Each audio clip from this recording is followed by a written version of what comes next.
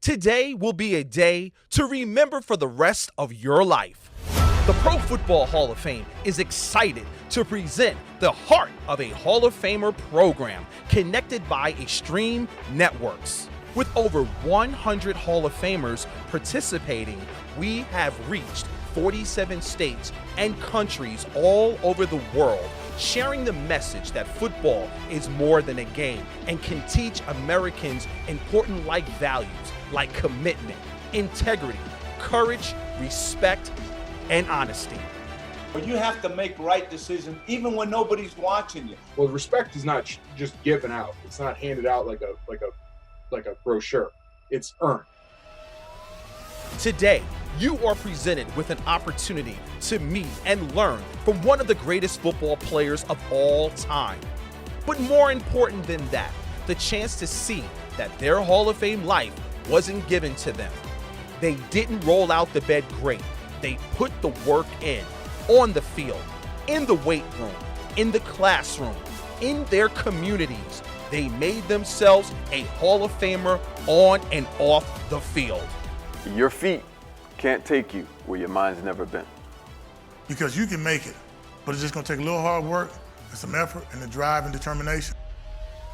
And today, you will learn you can do the same thing they did. You don't have to have a gold jacket or a bronze bust to make a difference in the lives of others. It's your decision whether you want to be a successful student, son, daughter, brother, or sister. If attitudes are contagious, is your attitude worth catching? It's integrity as well, because when you decide to pursue something and you don't quit, that says a lot about you. Commitment to excellence. We can all aspire to be the best. Welcome to a once-in-a-lifetime program, the heart of a Hall of Famer program, connected by Extreme Networks. The game of football is the greatest game in the world. There are few environments where a group of people of different upbringings, different backgrounds, different races, religions, and regions can come together and put aside every one of those differences for the common goal of putting the team together to win a game. And in that process, each one of us finds out about something of ourselves and finds answers to some of life's most difficult questions. Do I have what it takes to be the very best? Can I lose my ego for the good of the team? Can I bounce back after a major defeat? Can I continue on when I feel like shutting down? Can I respect the differences of my teammates and others and still succeed in a highly competitive environment? Can I work with others that I don't like just because it benefits everybody else and not just me? Am I willing? Can I give more of myself, and I'm willing to sacrifice so somebody else can be successful? The game of football taught me accountability, it taught me discipline, sacrifice, and selflessness. It developed in me grit, tenacity, and confidence. It challenged my faith, it grew my loyalty, it sealed my legacy. That journey that started 40 years ago on a European continent, it took me to the deep south, the northern corners of this great country and parts in between. The journey that encompassed many miles, many friends, numerous lessons, and a lifetime of memories. Today, that journey finally ends. Today, I stand at the doorstep of football immortality. Sounds like I need to stop talking, so without further ado, I'd like to welcome a member of the 2000s All-Decade team, an 8-time Pro Bowler who spent 16 seasons in the NFL, 6-time first-team All-Pro, but most importantly, a Hall of Famer. Let's welcome Hall of Famer Kevin Mawae.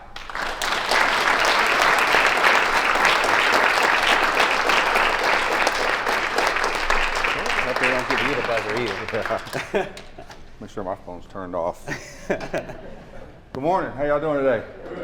It's pretty unique. I've done this a couple times, and a whole lot more adults in here than there normally is. So for those of you here visiting the hall, thank you guys for stopping by, and for all you high school students, appreciate you guys being here. So yeah. So we want to first welcome you back to your second home here in Canton, Ohio. We're very excited to have you here. As always, when you come back, no matter if it's for a program like this or during Enshrinement Week, we're so happy to have you here. So first question is, as someone who's done the program, you know what I'm going to ask. But we always like to kind of set the basis. And, you know, those 5 values I talked about: commitment, integrity, courage, respect, and honesty. Out of those 5, is there one that sticks out that impacted you the most throughout your life, whether it was on or off the field? Or are all 5 kind of, you know, working in tandem together to make you the best person you can be? Every time we do this question, I try to remember what the 5 commitments, because it's one of them's changed. But I think for me, commitment is one of the biggest things. I think it's so hard, especially for young people, to commit to something. And when you commit to something, you have to be willing to give up something. And there's a lot of things I had to give up to achieve what I wanted to achieve. And there's a lot of people who probably might have been better athletically than me or a better player or whatever, but weren't willing to give up what it took to become the guy that's wearing a gold jacket. And so I think commitment is probably one of the top ones for me. Commitment, integrity, courage, respect, and honesty. I think the other part is integrity. Those two for me is be who you say you're going to be. Be who you say you are. There's nothing worse than somebody that's fake, that tries to present something that they're not. For me, what you see is what you get. I'm going to give my best. I'm loyal to a fault sometimes, to friends, to programs. And I think that's part of having integrity to your job.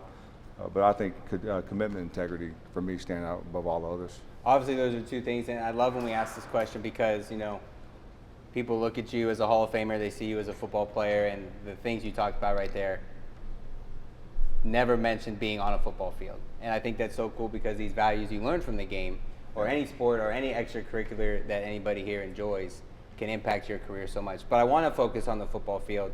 How did you use those values to make yourself the best player you could be and eventually, be able to call yourself a Hall of I think Famer? from the commitment standpoint for me is if I was going to be on the football field, I wanted to play. I didn't want to be a bench warmer. I didn't want to be the guy that just kind of comes and goes. I've had teammates that come in the weight room and go in one door and out the other and doesn't fully commit to the program. Guys that show up late in the locker room. And this is all throughout, from high school all the way through. But for me, the commitment part is huge because if I wanted to do it, I wanted to be good at it. To understand where that came from is to understand, how I grew up. I'm the second son of a military sergeant who served 23 years in the Army. And my dad's whole thing is, if you're going to do it, and I said this in my speech, he said, don't half-ass anything. If you're going to do it, if it's worth doing it right the first time and give everything you got.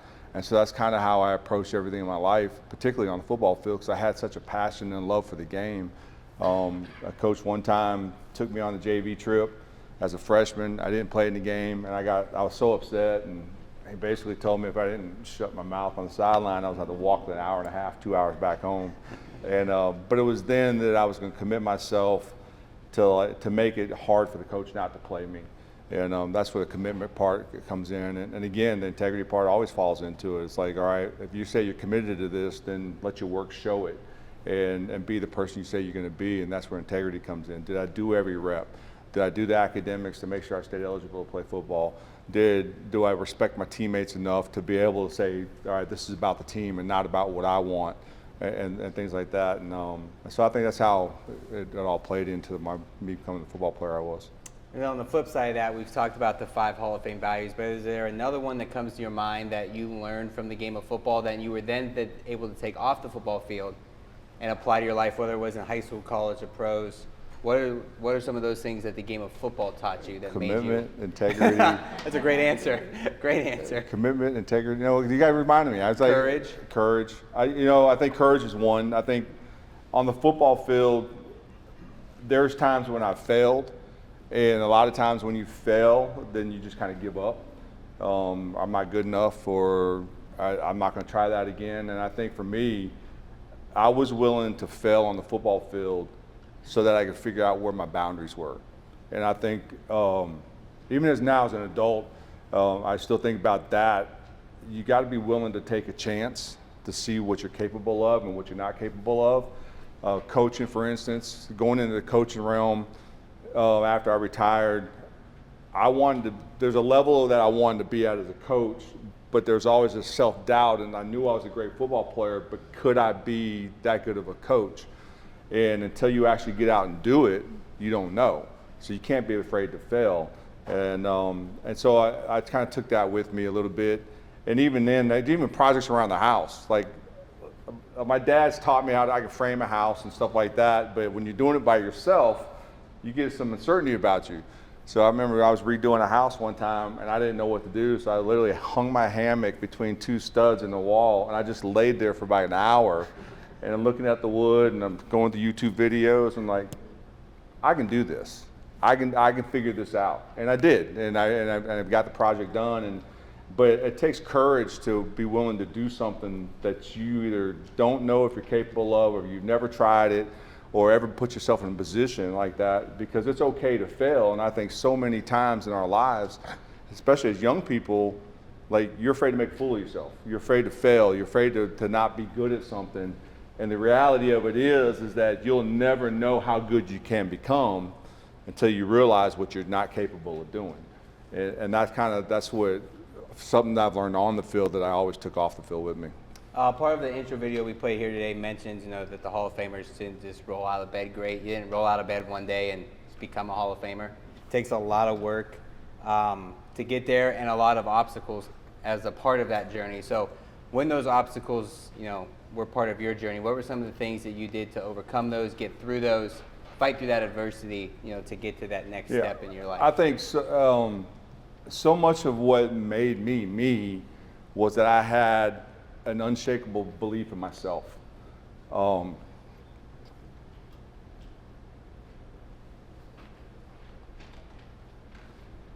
So those of you who don't know me, everybody in the Hall of Fame knows this. I get choked up about everything. So you gotta be careful. I cry about it. But you gotta be careful about the question. And the answer that's going through my head makes me get emotional. But you always have to believe in yourself, because there's enough people in this world that don't believe in you, that don't believe in what you're capable of. They don't believe that you're smart enough, good looking enough. Or there's enough people around us that are not a part of our circle that have enough doubt in us. And so you have to believe in yourself above all else. Like, I knew I was good enough to play in a JV game as a freshman. And my coach didn't put me in the game. And I complained about it. And I always made it a point after that game, is like, I'm never going to go on a bus and my coach has a doubt about my ability to go perform. And from that day, I played in every JV game after that. And then I was dressed for the varsity. And I got it. I was a freshman and sophomore. I was a freshman dressing with varsity. I knew I wasn't going to play, so it wasn't that kind of mentality about it. But if I ever got my shot, then I wasn't going to give it up. And so I think that was the biggest thing is don't listen to the naysayers, because there's enough of those in our life that just go be you and just give it a shot. And so for me, that was one of the biggest things, is just believe in myself. And I knew when I was a young player, when I was 8 years old, I knew I wanted to play in the NFL. And people say that's a fantasy as a kid, and that was my goal. I wanted to play in the NFL at 8 years old. I woke up on Sunday mornings, living in Hanau, Germany, to watch NFL highlight films. And I didn't even know you had to go to college to play in the NFL. I just thought, I'm going to play in the NFL one day. Matter of fact, the first practice I went to as an eight-year-old playing flag football in Germany, I came home, told my mom, she was, how was it? I said, I'm playing in the NFL. And that was it. And so my whole life, that's all it was. And just, once you believe in yourself and there's something that you want, now your whole purpose in life has to be tailored to get to where you want to get to. And for me, it was like, I knew academics had to play a part in it. You can't play if you can't have the grades. And for me, it's small town. If your name's not in the newspaper every 8 weeks for honor roll, you're not playing anyways, because mom and dad get mad at you. So my name, I signed my own report card in high school because my name was in the newspaper. I knew I was good. And but it was academically, it's like doing the stuff nobody else is willing to do, enjoying the process, liking the hard stuff, the weights, the workouts, the 100-yard sprints and the 50-yard sprints and the gassers and all that kind of stuff. I began to enjoy the stuff that other people didn't like to get to where I wanted to go, because I believed what my goal was and I believed in what I was capable of doing. And even then, I remember I was a player in Seattle, my last year in Seattle in 1997. We're about to play the Miami Dolphins. The Miami Dolphins just drafted this guy by the name of Zach Thomas, who, by the way, became a Hall of Famer. And I was told by my O-line coach that there's a coach on this staff that doesn't think you can block him. And I said, well, who's the coach? He goes, I won't tell you until after we play the game. He goes, but he doesn't believe you're good enough to block Zach Thomas. And I made it a mission the rest of my career. Every time I played against Zach Thomas, I was going to destroy him. and Zach will tell you, I've had the best of him out of 17 out of 18 times or so, whatever it was, I played against him. And it's because I believed it. I believed I was good enough. I believed I was good enough to be that guy. I used to watch who got the all pros early in my career. I was like, I'm better than that dude. Or I know I'm not on a great team. I didn't win a Super Bowl, but I'm better than this guy. And I believed I was. I'd ask teammates, is he really that good? Yeah, he's. What do you think I'm at in comparison to him? Well, and then there's doubt there. Like, well, you're not as good as the guy I just played against, because I go against you every day in practice. So, all right, I'm gonna show you. So that's kind of what my mentality was, about just believing in myself. Awesome. I like what you said there about liking the stuff that nobody else wants to do. Yeah. I think that's great. Whether it's, like you said, football workouts, the stuff that everybody kind of dreads doing in the off season, before or after practice, but stuff inside the school, inside your family's chores, stuff that nobody really wants to do. But if you find that niche and you like to Look, do I that, didn't like cleaning toilets fun. every day in the house, but it definitely instilled a work ethic in me, so there's things I didn't like to do, and I just had to do them, or else I was going to get beat when Mom and Dad got home. Like we said, we got some students with questions, so I know here in our front rows, if you got a card and aren't scared to raise your hand and ask a question, it will be an opportunity for you. Yeah, go ahead, state your name, the school you go to, and then ask your question. Jonathan Beal, I go to Garfield CLC in Akron, and my question is, how did success change your relationships? Ooh, that's a great question. The question was, how does success change my relationships? Good and bad in lots of ways. And the bad side of it is there's people who hoped you would fail and not succeed. And so when you have people like that in your life, you're like, I need to cut those people off. Because there's crabs in the pot trying to pull. There's enough negative going on in my life or in anybody's life that you don't need just another person, naysaying on you or doubting you. And so and then the other part of it too is there's people that I had in my life that were doing things that, had I got caught with them or been connected to them or even just friends of them, then I would be associated with, that's what he's about, whether it be drugs or just doing stupid stuff as a teenage kid, and I couldn't do that. I had to disassociate with my best friend in high school, because when I went to college, he'd come back and he would do recreational drugs and stuff. I couldn't be tied to that. And so, not that he didn't want me to be successful, but a lot of people didn't understand why I couldn't be friends with him anymore. And because what I wanted for myself exceeded what he was doing and where it would allow me to go. And so that kind of changed some of my relationships. There was people that had always said, like, oh, you're never going to be in the NFL. I remember being in college one time, so, well, I'm going to play in the league. And guys and my teammates of mine were like, everybody says that. And then when you start to have some success, then there's envy that starts to follow. And so those guys, now they find every reason not to like you or to put blame on you or say, oh, you think you're better than that. And you can either let that bother you and affect you, or be like, that's just because you're not on the same playing field that I'm on. Your mentality and your desire is not where I want to be. And so I got called the golden child at LSU because I was a guy that the coaches liked, and stuff like that, because I did things the right way. And there's teammates of mine that looked down on me because I was the golden child. I was a suck up, or whatever you want to call it. But the reality of it is, like, I can't have people in my life like that don't want the same that I want for myself.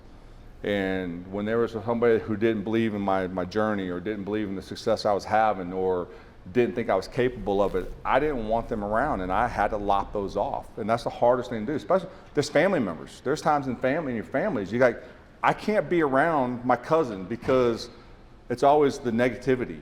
And you can't thrive in a soup bowl full of negativity. I need to be around people who are for me and want me to do my best. And so then on the flip side of it is to the relationships. When you do find success, now you got to be very careful, because these people are around you. They want to be around you because they genuinely are happy for you and they genuinely want to support you, or do they want something from you? And then that's the hard part too, because now all of a sudden you're making money in the NFL and you're having success and all this, and now they want a part of the limelight, or they want to ask you for money, there's a balancing act there when you do reach a level of success, that your circle becomes so much smaller. Like, I've got 2 guys in the NFL, 3 guys in the NFL that I would call my best friends, that I played with over the course of 16 years in the NFL and thousands of teammates. I got 2 guys I can call at any point in time and call them, and they if I need them to be here tomorrow, they would show up. And I got my 3 brothers, my 2 brothers. And that's it, and my wife. Because my circle is so small right now, I'm too old at this point in my life to want to make new best friends. I want to nourish the ones that I have. I eat breakfast with my brothers every Friday. And one works offshore, one's a former teacher, and he's an insurance salesman now. But we make sure that we spend time together, and it's purposeful because they were happy for my success. They benefited from it because I became the book of Mawae, the checkbook of Mawae when I had to bail my brothers out. But they're my brothers. At the end of the day, they're my brothers. And my mom and dad always taught me, at the end of the day, when the whole world goes to hell in a handbasket and everybody else around you is dying and you got nobody else, you're gonna have your family. And my 2 brothers, I have a sister, and my wife. And so my circle became so much smaller because of the success that I've had. And it has to be so. Somebody's got a new business proposal. Somebody's got something else for you. And they're just trying to find a way to get into what you have. And at the end of the day, like I said, I'm a loyal person. And I want people that are loyal to me, not because of me, but they're loyal to me as a person. And so that's a great question. Awesome, yeah. You got another student question? Go ahead. Yes, ma'am. I can't hear you.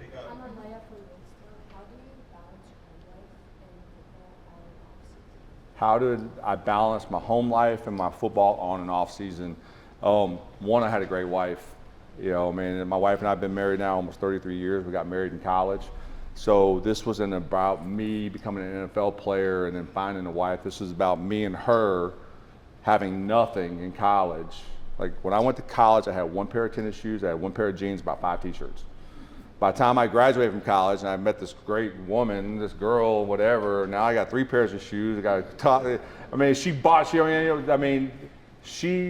we had nothing. Nothing. I lived in a dorm room. She had the car. She had the job. And so when we got drafted, it wasn't I got drafted, it was we got drafted. And she knew what my goal was. And she knew what my dream was. And she didn't date me because I was a football player. I wasn't even starting at LSU at the time. She dated me because I was such a good-looking guy. She called me first, by the way. And so as my career grew with her, and she didn't come in after the fact. So we already had boundaries down. This is how we're doing things. I got to go to practice. When I'm not there, I'm coming home.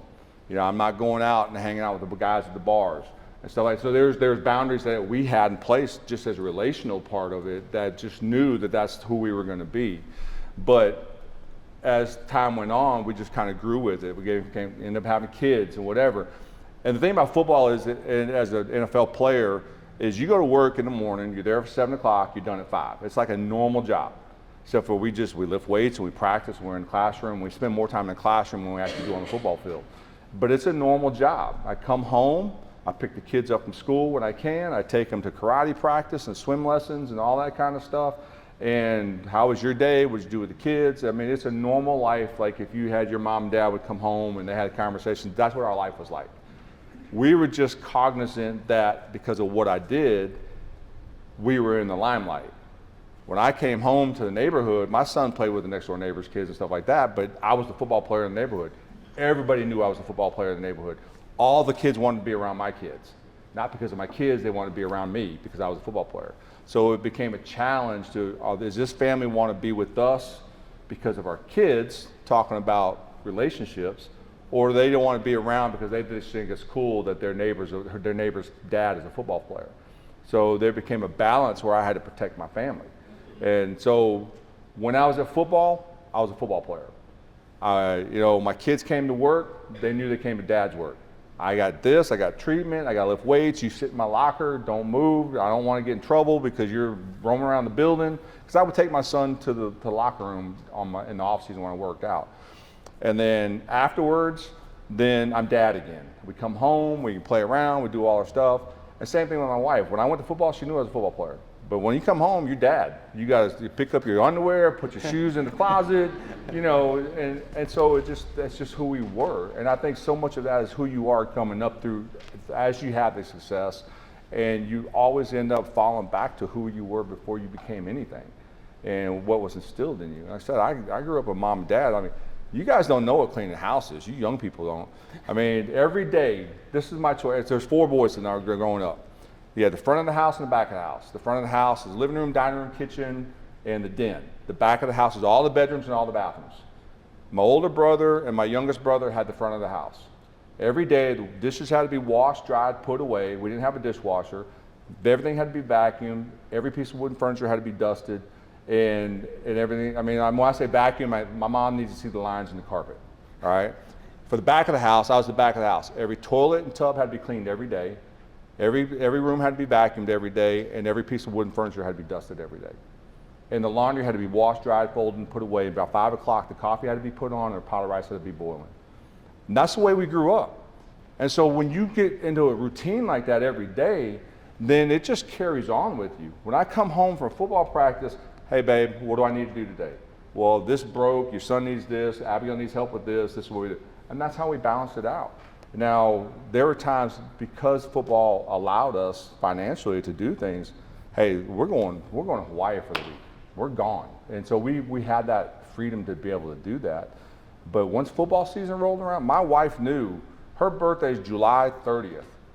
I spent 0 birthdays with her during the fall because training camp always started July 25th, 28th, or whatever. She just knew I'm going to training camp.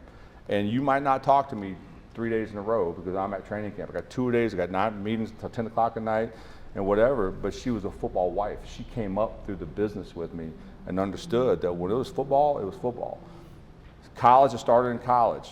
On Thursday, she stopped talking to me because she knew I got a game on Friday, and my mind started switching over to a football mentality. In the NFL, by Thursday, I was checked out because Friday was last day of practice. Saturday, I was going to the team hotel for meetings and everything, and I was dialed in on Sunday.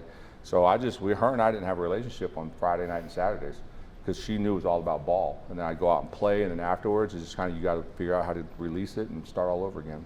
So.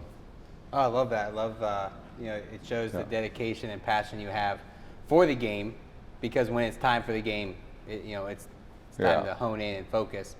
But then that switch flips, and then you're back to being a husband. So here's one thing. So this is, because it was the greatest compliment I could have ever got as a football player. We were the New York Jets. We played the Pittsburgh Steelers in the second round of the playoffs. We lost in overtime. So had our kicker missed 2 field. He missed the game-winning field goal. We go into overtime, and he misses the one in overtime that we could have won the game. So we had to fly back that night. It was I think it was a Sunday night, or maybe I don't know what night it was. But my son had a swim meet like the next morning, and if there are any swimmers, and you got swimmers, no parents swim. But you're in the pool at 5 o'clock in the morning. So the swim meet starts at like 7. So warm up starts at 6 o'clock in the morning. We land at 5:30 at night in the morning from Pittsburgh. And I go from the airplane straight to the swimming pool because all of a sudden my son's got a swim competition. I got to be there. And so it's over. I mean, we just lost a playoff game. If we win that game, we're going to the AFC Championship game. And I had to find a way to transition that fast so I can be dad at the swimming pool and not Kevin Mawae, the pro football player who just lost a playoff game. And you just do it because you're committed to your family and you're committed to your children and your job, and you realize that football is just a job, just like anything else. It just paid really well. So, awesome. For those of you who don't know, one over there. You got one? Go ahead. My name is Jerry. What would you, if anything, consider to be your greatest challenge to the NFL, and how did it impact your career and personal life? I think for me, the greatest challenge that I had as a player was not the playing or anything like that. Well, because football came easy to me. And the great players will tell you that. It just came easy. Learning the game and the X's and O's and deciphering the puzzle, it was a challenge, but it was something I looked forward to. And I speak of, like as I got older, the game got slower, but I could see the puzzle. And so, have any of you younger people watched The Matrix? You ever watched The Matrix? Yeah. And Neo's sitting there, and they got all these numbers just going like that. But Neo sees it, right? He sees it in The Matrix. And as a football player, that's how I describe. By the time I got to year 6, 7, I was in The Matrix during that time, the Matrix slowed down. Like I saw all the puzzle in the Matrix. And then that was the challenge as your young player. The game is so fast and everything's and you're trying to just keep your head above water and trying to compete with all the best in the world at what you're doing. But when the Matrix slows down, the game becomes so much easier. And now it's more about just enjoying the game and the puzzle and deciphering the puzzle. So that was one of the biggest challenges. And so now off the field, when something challenging happens, it's like, okay, let me just try to make this slow down and understand what's really going on. And so that's part of it. And then I played in 177 straight games before I had my first injury. And I never knew what it was like not to play. And so to go on IR for 11 weeks after tearing my tricep the first time, that was a challenge for me. Because now all of a sudden my mortality kicks in. Am I going to be able to overcome this? Is my career over with? And all of a sudden you just become another guy struggling with what's next. And fortunately I overcame that, and then 3 years later I got another injury, the same thing. But I think the biggest thing that changed for me is my faith changed. Early in my career I became a born-again believer, a Christian, and the game of football became a platform, and no longer was it about me. It was about what I could do to change the lives of other people. And if God gives this to me, he can easily take it away. And so when I hit those challenging points, I said, all right, God, what lesson are you trying to teach me in all of this? And invariably, there's always something that came out of it, like the aha moments and that. And that's where the challenge, even today and just everything else that I deal with. I was a high school coach and things didn't work out. And I was like, God, why does this? It's like I left with a good job, become a head coach, to get hounded by parents that have no clue what they're talking about, by entitled kids that now are getting paid NIL in high school, and the job didn't work out. And I just didn't make sense to me. I moved my wife and I from one town to another, and it just didn't make sense to me. And so we were like, all right, what's next? Well, then my dad gets diagnosed with cancer. And the aha moment is like, God released me from all that so that I can be home and take care of my dad. And 2 years later, my dad's still living. And I've gotten to go to every appointment with him. I've driven him to every doctor's appointment. We go to Houston every week for MD Anderson. And I've gotten to spend more time with my dad in the last 2 years than I have in the last 35 years of being a football player and a coach. And so that's where the challenges come from. And I think as a person of faith, it changes the way you think about everything. And so, yeah, football coaching career didn't work out the way I wanted to, but man, I will never give up the 3-hour drives back and forth to Houston with my dad. Never. And I'll never get that time back. So. Awesome, thank you. Yeah. Talked a little bit about your football career. For those of you who don't know, Kevin played with 3 different NFL teams, Seahawks, Jets, and Titans, all of which, put you into different challenges, different scenarios. So how did those scenarios change over your career? Being fresh in the NFL rookie, trying to find a mentor versus the end of your career. Now you're looking down, but looking at those rookies and trying to mentor them into the game. Well, I think the biggest thing is the change that happens. Fortunately, I was a military brat, grew up. I went to start school in Kansas, moved to Germany, Louisiana, and so I had this ability to just fit in.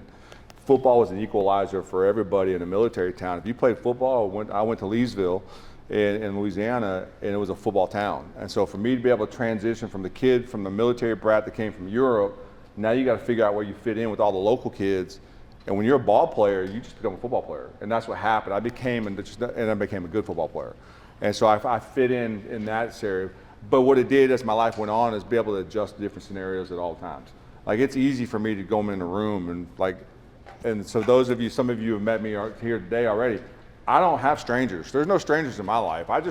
What's up? How are you doing? What's your name? That kind of thing. And it's easy for me to adapt to different environments with different people. And so that played a big part of me when I went to Seattle, from LSU to Seattle. First of all, I went to LSU, which was, as everybody knows who LSU is, because it's the greatest university in all the land.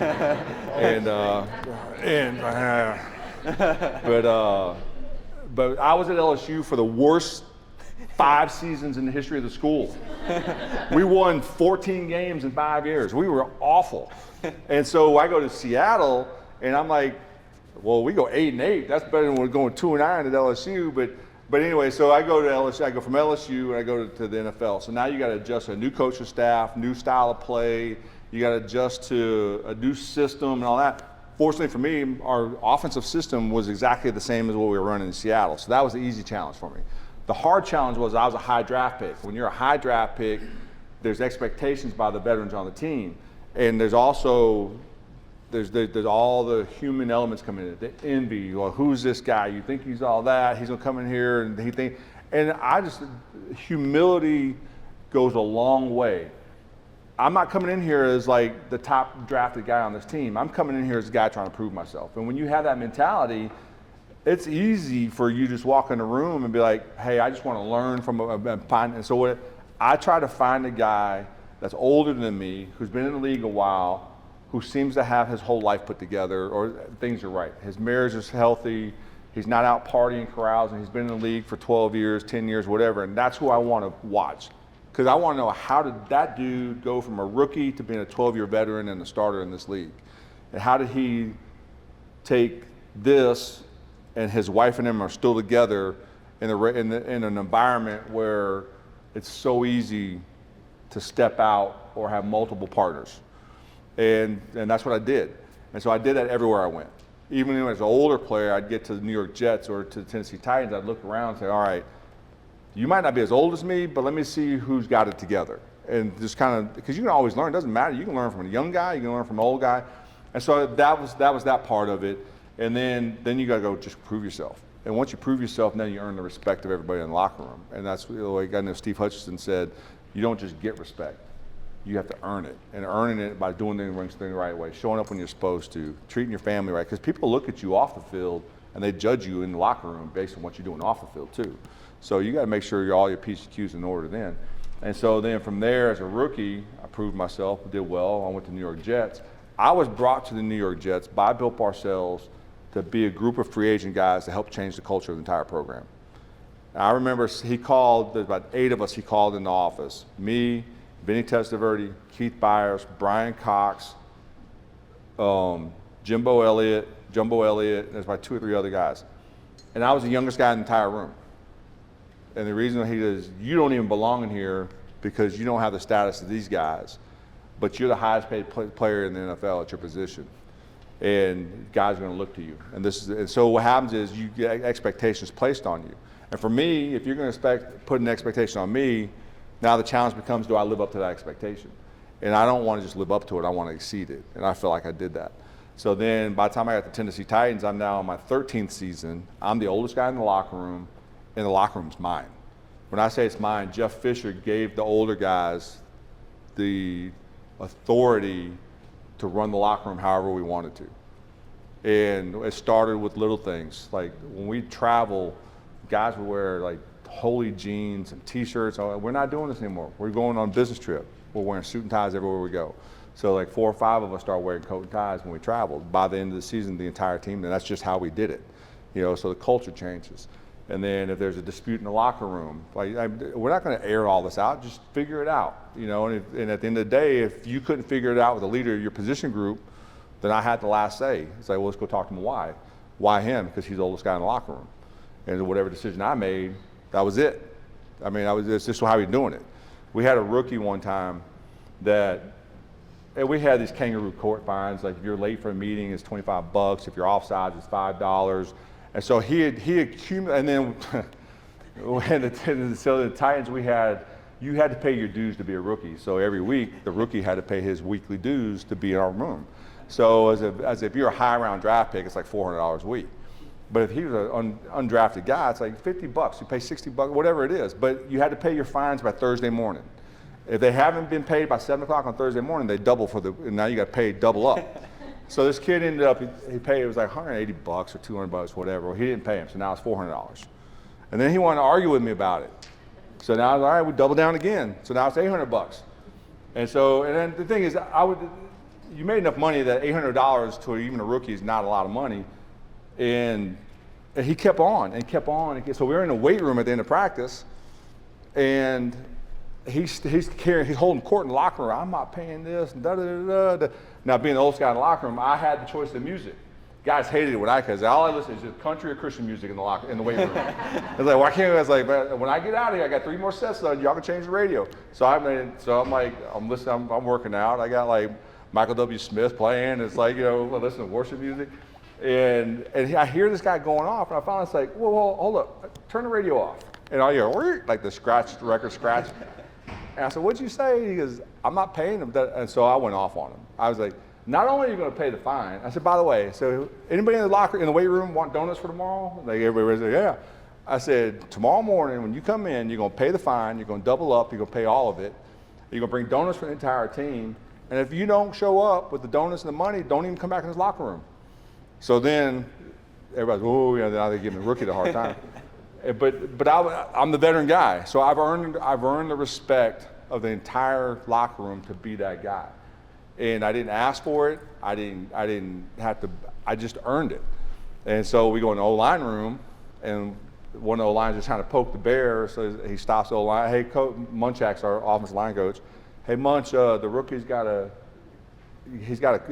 argue a fine that he got.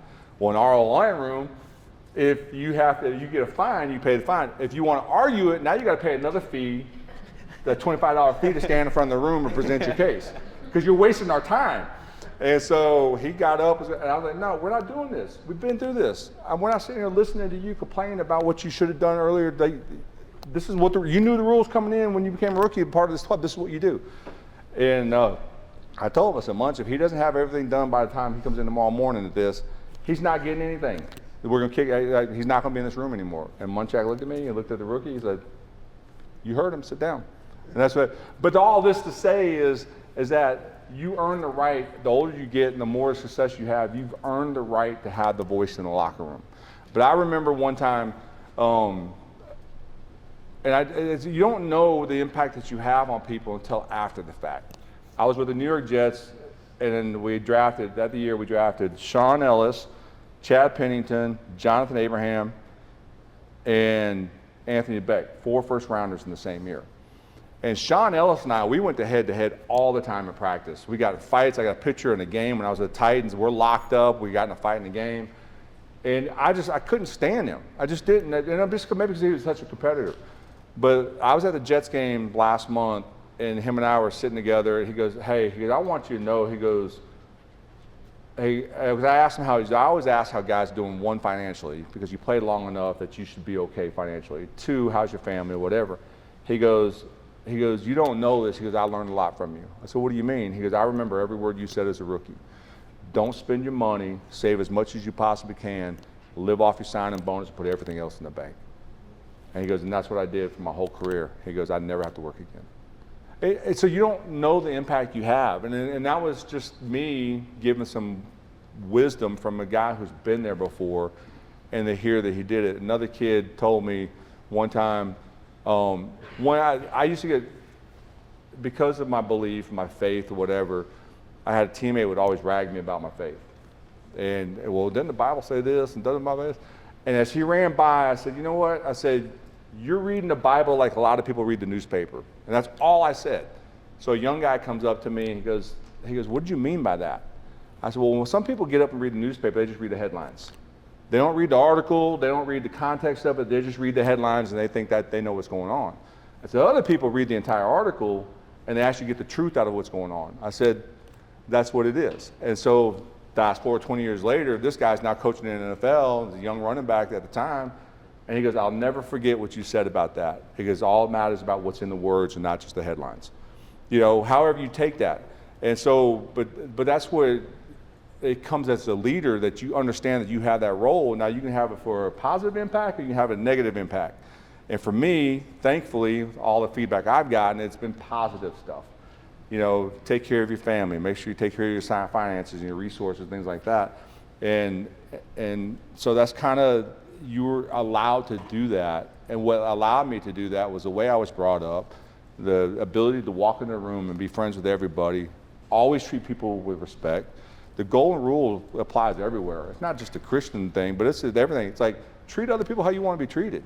You know what? Treat everybody like they're special, because they are. And you might not like them, you might not agree with some of the stuff they do, but everybody deserves to be treated with respect and integrity and make them feel important. Treat others as you want to be treated. Don't judge others unless you be judged with the same amount of judgment that you put onto other people. And that's biblical truth, and I try to live by that every day. Awesome. We got time for a couple more questions. Long answers. We got time for a couple I'm long-winded, by the way, so you're just saying. And since you brought up respect, I want to talk about this because I think it's a super unique way to kind of wrap up the idea of respect. So for anybody that doesn't know, every August we have our enshrinement week. We enshrine our new class. We'll be enshrining the new class here of 2026 coming up this August. But part of that enshrinement week is something called the Ray Nitschke Luncheon. And it's a luncheon that's just for Hall of Famers. No staff, no cameras, not even our president is in this meeting. It's just Hall of Famers. So I want to talk about that because, none of us get to walk in that room and see what goes on. But you walking in there, seeing the greatest of all time, rivals, teammates, best friends, enemies, what is the level of respect like in that room? Wow. When you walk in and you see a guy like Mean Joe Green or Jim Brown or guys coming in like, Antonio Gates, and we have a great new class that could come in here in 2026. What is that like, seeing the whole story of football in one room? Have any of you kind of walked into a room, an established room, and you're the first time you ever been in this room, and you kind of sit around and wait to see where you're allowed to sit? Have you ever done that? Raise your hand. Raise your hand if you ever had to be in that situation, right? That's what it's like, all right? So as a rookie, the last thing you can do is be the first one in the meeting room and just go sit down. Because invariably, you're probably sitting in somebody's seat that dude's been sitting in that chair for the last 10 years or 5 years or whatever. And you don't want to be the guy that gets tapped on the shoulder, hey, that's my seat, you gotta get out. Now you're getting embarrassed in front of everybody. And so, there's a story in the Bible about that one too as well. Don't go sit at the head of the table, sit at the low foot of the table and be asked to come up unless you get that sit at the head and you be like, that's not for you, and then you get embarrassed because you got, whatever. So anyways, so when you go in a meeting room, the first day of training camp or first day of spring ball, whatever, don't go sit down. Even if you're a veteran, you don't go sit down. You just wait and let everybody else settle, and then you go pick your seat, because you might be sitting in somebody's seat that's been sitting there for 10 years. And it's always a fun thing to watch, because you sit there excited. Like when I was New York Jets, our auditorium was up, and if you're sitting in front, my seat was top left, second row, 2 seats in. Everybody knew that was my seat. And I played there for 8 years, so it was like no secret. Everybody knew where Kevin Mawae sat. And so we just sit down and wait, and some young punk just comes and sits in my chair. Hey, Rook, get up. Well, what's my? Nah, that's Mawae sits there, man. You can't sit there. That's where Kevin Mawae sits. And so even on the airplanes like that, you get on the charter flight, and sometimes they have your name tags on their seats, and sometimes the players just know. Well, you get up. Well, I was Tennessee Titans. Like, I'm the oldest guy in the locker room. I got on the plane, and the guys in front and back, they say, hey, Mawae, Kevin, this is your row. Not seat, this is your row. I got 3 seats to myself every flight, and it says, because everybody knew that the oldest guy on the team sat in that row. At one time it was Brad Hopkins. Before Brad Hopkins, it was Bruce Matthews, who's a Hall of Famer. And so everybody knew that you got the exit door, the row, where the kickers sat. The next row was always the oldest guy's row. And so that was, you just knew, and I forgot what the question is because I just told a whole different story. So you come in the Ray Nitschke Luncheon. So the first, when I got inducted in 2019, I think it was the first year that the Ray Nitschke Luncheon was in this room, and you don't know where to sit. But first of all, like for me, I'm still in awe of when I see the other guys. I'm sitting there at the hotel, and Bill Cowher walks by, and I'm like, oh God, that's Coach Cowher. And then Harry Carson walks by. Oh, that's Harry Carson. And then this guy walks by. And I'm sitting there, and my wife's sitting next to me. I was like, oh my God, Tracy, that's all. She taps me on the shoulder, and she goes, you know you're one of them, right? And I'm like, she goes, go talk to him. And so for me, because I had so much respect for the game, that like, these were my heroes. And so we come through the doors, and I'm standing back there, and I'm doing this whole rookie thing. I'm not sitting down, because I don't know where I'm supposed to sit. And then finally, Mike Munchak and Bruce Matthews comes up to me, tap me, and say, hey man, come sit with us. So I got invited to the table to sit with Mike Munchak, Anthony Munoz, Bruce Matthews, and I couldn't figure out who that guy was. I don't know. I was like, who is this dude? And we're sitting there, and my thing is, when you're a rookie in the NFL, keep your mouth shut. Just eyes and ears open, keep your mouth shut. When you're a rookie at the Hall of Fame, keep your mouth shut. Nobody wants to hear from you. You're a first timer. And so I'm sitting there and I'm listening to these stories and I'm like, and then Munchak, I remember, so we were sitting along the wall when that door was open over there.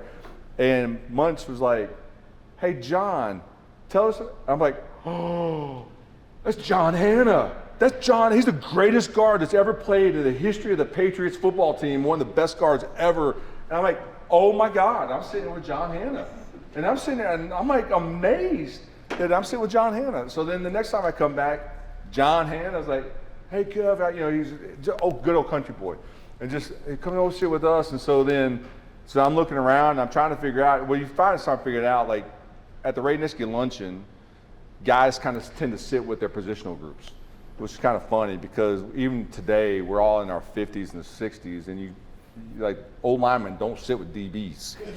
They don't do it in the meeting rooms, they don't do it in the locker room, and they don't do it at the Hall of Fame either.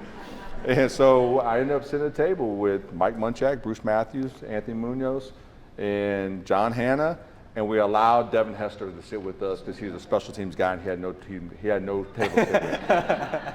But when you walk into the room, whether you're a Hall of Famer for the last 30 years or a Hall of Famer for the first year, the first thing you understand is what greatness really looks like because it exudes in this room. It's just a feeling that you get, this spirit of excellence that's in the room. And maybe not in their personal life or whatever, but when it comes to football, and you look around, and it's the gods of football. And if you've been up in the bus room, and many of you have, or you're going to go into there today, there's a difference when you walk into that room versus every other room in this hall. When you walk into the bus room, it's just different. And if you don't feel it, then it's because you're just really not a football fan.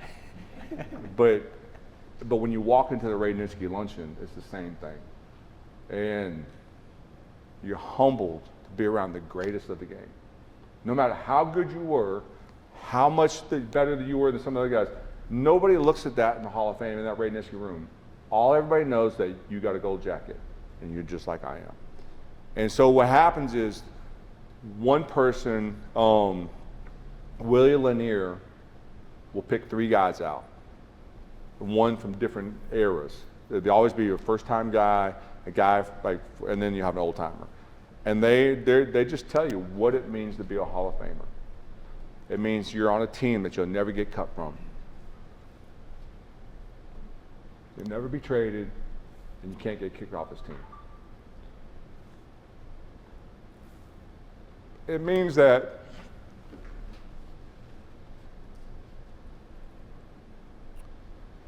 the game you loved as a child has named you as one of the best that's ever done it. Ever. And I don't know, this is Mr. Baker used to tell you, the whole history of the game of football throughout this entire world, some 30 million people have been associated with the game of football, whether it be coaches, players, referees, whatever it is. And there's only 382 that have a gold jacket. That's less than 0.01% of the people that ever had anything to do with the game are allowed to wear this gold jacket. And there's only 180 something living, gold jackets living. That's rare company. That's extremely rare company. And so to sit in that room, it's so easy when you're in any other room when it's about you. I'm sitting up here at the front, you guys are here listening to me, and you're here because of me. It's so easy in our life as a professional athlete to say, hey, it's all about me. Look at me, look what I've done. You can't do that in this room. You can't do that in the Ray Nitschke room. Because for every All-Pro that you had, there's another guy that had 2 more. For every Pro Bowl that you've been to, there's another guy that had 3 more. For every All-Conference you made, there's somebody else that made All-Conference all 16 years in his career.